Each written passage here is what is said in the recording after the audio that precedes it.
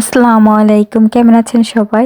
এটা হচ্ছে শবে বরাতের আগের দিন রাত থেকে ব্লগটা শেয়ার করতেছি। এখানে নারকেলটা ভেঙে রাখতেছিলাম, আমি জাস্ট নারকেলটা কুড়ায় রেখে দিব, কারণ কালকে দেখা যাবে সময় পাবো না এগুলা করার মতো। তো সেই জন্য আজকে নারকেলটা ভাঙে তারপরে কুড়াইতেছিলাম। আয়ান তো বলতেছিল এটা কাঠ, মানে ও ফার্স্ট হচ্ছে নারকেল এইভাবে দেখছে, এই জন্য বলতেছে এটা কাঁঠাল। আসলে মানে বুঝতেছিল না, ওরে বারবার বলতেছিলাম এটা হচ্ছে কোকোনাট নারকেল, তখন হচ্ছে ভুলে যাচ্ছিল বারবারই। তো এই যে নারকেল কোরানো শেষ। ভাইরে ভাই, এই নারকেল কোরানো আমার কাছে এত বিরক্তকর লাগে, জানি না কেন, মানে নারকেল কোরাইতে ইচ্ছা করে না আমার একদম। আর অন্যদিকে হচ্ছে ভাইয়া হচ্ছে রুটি, হালুয়া, তারপরে হাঁসের গোশি গুলো নিয়ে আম্মু হচ্ছে আগের দিনই হচ্ছে শবে বরাত দিছে, তো এর জন্য সবকিছু রাত্রেই পাঠাই দিছে। এগুলো আবার নিয়ে ভাইয়া আসছে আয়ানরে খাওয়াই। আয়ানকে ছাড়া তো ভাইয়া কিছুই খায় না, যাই রান্না করুক বাসায় নিয়ে আসবে, তারপর মানে নিয়ে আসতেই হবে, আয়ানের সাথে একসাথে খাবে। তো সকালে ঘুম থেকে উঠেই আমি হচ্ছে গোশ বসাইতেছি, গোশ রান্না করতেছিলাম। আগে ফার্স্টে হচ্ছে মুরগির গোশটাই রান্না করে নিই। 2 রকমের গোশ রান্না করব, গরুর গোশ আর মুরগির গোশ। তো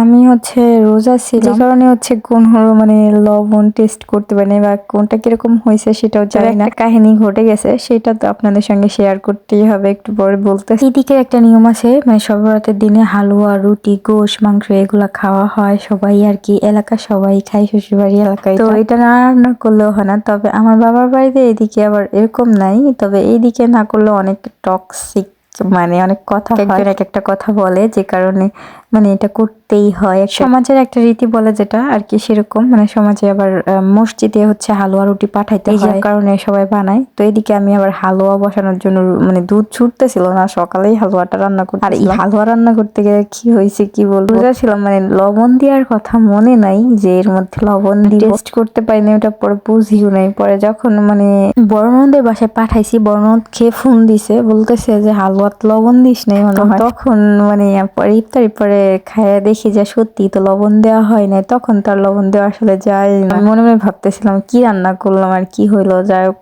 একজনের পাঠাইছি, আবার মসজিদে দিছি, আল্লাহ জানে সবাই খেয়ে কি। মানে এমনি সময় ভালো রান্না হয়, তবে আজকে এমন হইলো কেন। মিষ্টি জাতীয় জিনিসের মধ্যে লবণ না দিলে কিন্তু ওইটার টেস্ট একদমই ভালো লাগে না, টেস্টটা আসেও না, যতই মিষ্টি দেন না কেন ওইটার খাবারের যে স্বাদ হয় সেটা বোঝা যায় না। এরকমই হয়েছিল, মিষ্টি অনেক দিছি, তারপর লবণ হয় না, কেমন যেন একটা পানসে পানসে টাইপের লাগতেছিল। কে কে সবার রাতে রুটি বানাইছেন এইবার, আর কারা কারা বানান অবশ্যই জানাই। মানুষ যেটা করার দরকার আসলে সেইটা না করে অন্যটা নিয়ে ব্যস্ত থাকে। আমি যতটুকু জানি গ্রামের মানুষ এই জিনিসটা বেশি, কারণে এটা বললাম যে আজকের দিনে নামাজটা মেন ছিল, আর রোজাটাই হচ্ছে মেন। মানুষ হচ্ছে নামাজ আর রোজা বাদ দিয়ে এইসবের উপর বেশি ফোকাস দেয়।